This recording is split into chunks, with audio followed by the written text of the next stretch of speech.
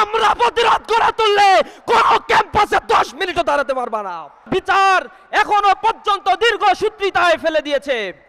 2 বছর অতিক্রান্ত হওয়ার পরেও মাত্র 6টি মামলার রায় ঘোষণা করা হয়েছে, কোন মামলার রায় কার্যকর তারা করতে পারে নাই।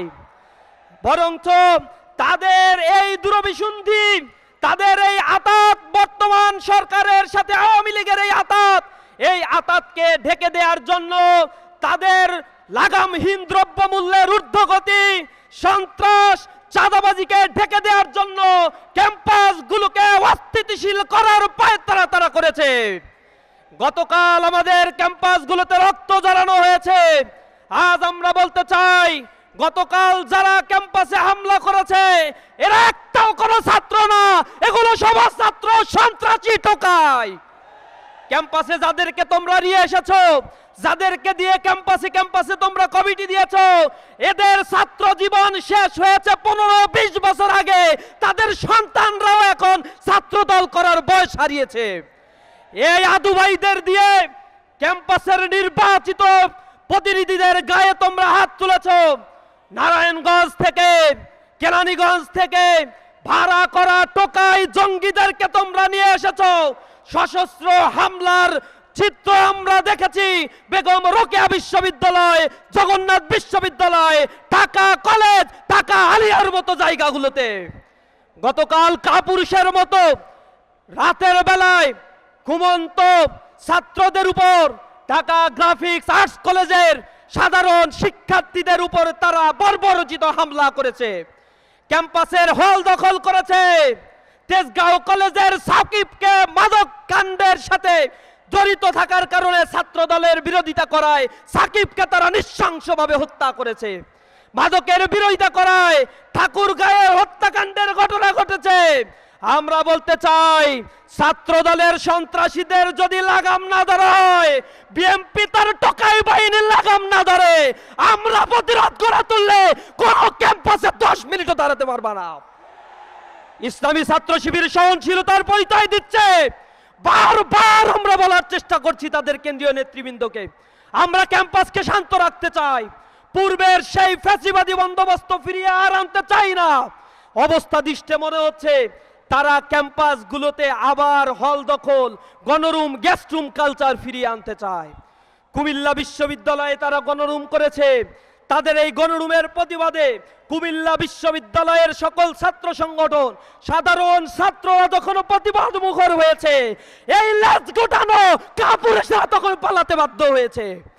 কিছুক্ষণ আগে আমরা দেখেছি, কিছুদিন আগে ক্যাম্পাসগুলোতে ছাত্ররা যেখানে প্রতিবাদ করেছে, প্রতিবাদে রুখতে না পেরে ছাত্র দলের এমন কোনো কর্মী বাহিনী বাংলাদেশের একটা ক্যাম্পাসেও নাই যে রানিং শিক্ষার্থীদের দিয়ে ক্যাম্পাসে তারা আন্দোলন করতে পারে, মিছিল করতে পারে। ঢাকা বিশ্ববিদ্যালয়ে তারা মিছিল করে, প্রতিটা মিছিলে বাইরে থেকে লোক নিয়ে এসে, ভাড়া করা টোকাইদের নিয়ে এসে, অছাত্রদের নিয়ে এসে, আদু ভাইদেরকে নিয়ে এসে এই ক্যাম্পাসগুলোকে তারা উত্তপ্ত করার চেষ্টা করছে। শহীদুল্লাহ হলে হামলা করা হয়েছে, বিনা উস্কানিতে, বিনা কারণে নির্বাচিত প্রতিনিধিদের গায়ে হাত দেওয়া হয়েছে। আমরা দেখেছি আলিয়া মাদ্রাসায় সর্বজন স্বীকৃত শ্রদ্ধেয় আলেম, সম্মানিত অধ্যক্ষকে তারা রক্তাক্ত করেছে, ক্যাম্পাসের শিক্ষকদের তারা রক্ত জড়িয়েছে। আমরা দেখেছি গতকাল জগন্নাথ বিশ্ববিদ্যালয়ে হামলার পরে আহত শিক্ষার্থীরা যখন চিকিৎসা নেয়ার জন্য ন্যাশনাল হাসপাতালে অবস্থান করছিল, সেখানে দফায় দফায় তারা ছাত্রলীগের মতো হামলা করে তারা তাদের জাত চিনিয়ে দিয়েছে। এরা কোনো ছাত্র সংগঠন না, এরা চিহ্নিত সন্ত্রাসী। এই সন্ত্রাসীদের লাগাম টেনে ধরার জন্য প্রধানমন্ত্রীকে আমি অনুরোধ জানাচ্ছি, যদি প্রধানমন্ত্রী সন্ত্রাসীদের লাগাম টানতে ব্যর্থ হয়, ইসলামী ছাত্র শিবির ছাত্র জনতাকে সাথে নিয়ে প্রতিটা সন্ত্রাসীর দাঁত উপড়ে ফেলবে ইনশাআল্লাহ। আমরা সহনশীলতা দেখাচ্ছি মানে এটা আমাদের দুর্বলতা নয়। ইসলামী ছাত্র শিবিরকে আপনারা হারে হারে চিনেন। 17 বছর আন্দোলন সংগ্রামে ছাত্র দলের নেতা কর্মীদের চিহ্ন আমরা খুঁজে পাই নাই।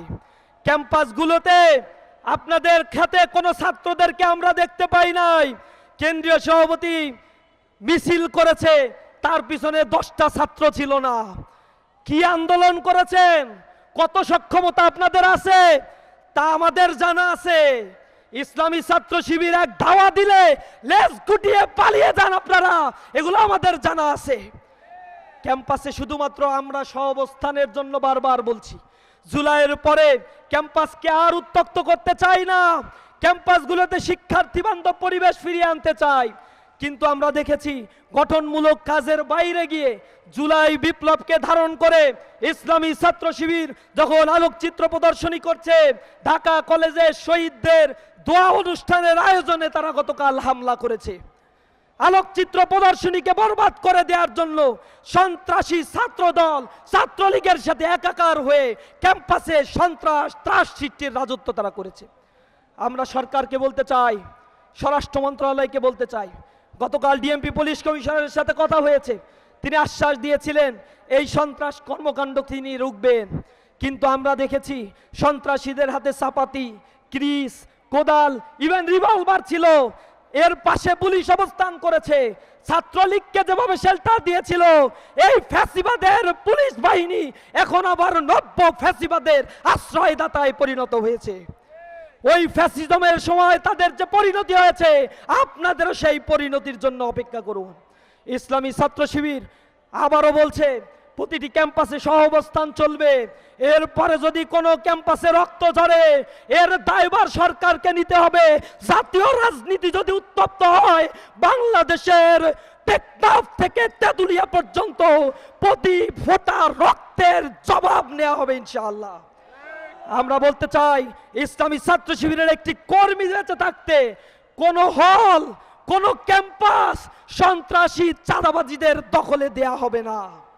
তারা জগন্নাথ বিশ্ববিদ্যালয়ে হামলা করেছে, এর কারণ হচ্ছে 10,000 কোটি টাকার যে বরাদ্দ হয়েছে জগন্নাথ বিশ্ববিদ্যালয়ে হল করার জন্য, সেই 10,000 কোটি টাকার বরাদ্দ যেন ঠিকাদারি প্রতিষ্ঠানকে দেয়া হয়, যাতে এখান থেকে 10% খাওয়া যায়।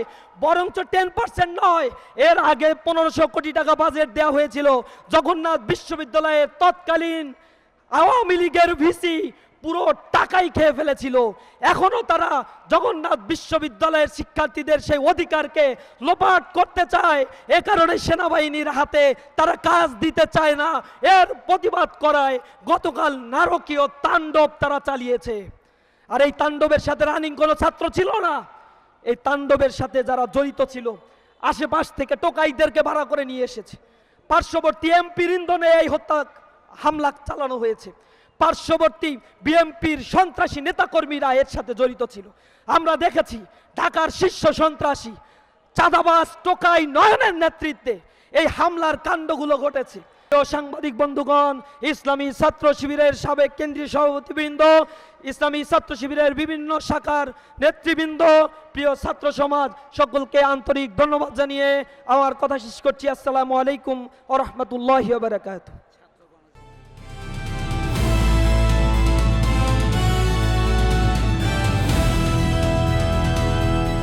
দিনাজপুর টিভি, মানুষের জীবনের কথা বলে।